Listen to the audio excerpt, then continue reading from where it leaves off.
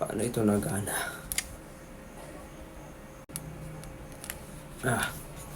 Ganito pala.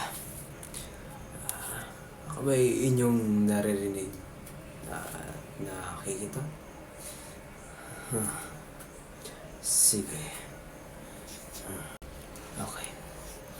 At paumanhin dahil hindi ko alam kung paano gamitin ang plataforma na ito. Ako'y nasa inyong harapan upang isalaysay ang tamang pagboto ng mga pinuno para sa ating darating na halalan ngayong buwan ng Mayo. Isa lang ang aking hinihiling sa inyo, mga tambayan. Isang pangako na iboboto nyo ang mga tamang pinuno para sa ating bayan. At huwag nyo itong gawing katotohanan at biro dahil ito hindi iran.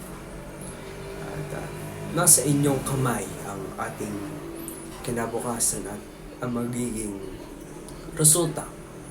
Ito ay kung sino ang inyong pipiliin na magiging pinuno sa ating pamahalaan. Sana na may isipin nyo kung ano ang mangyayari sa ating bansa at sa mga mamamayan na nakatira rito. Isipin nyo ang inyong sarili at ang inyong pamilya at kung paano ito makakaapekto dito. At kung mas maigi ay mag-research kayo sa taong mga inyong iboboto kung tama ba ito, matino ba sila.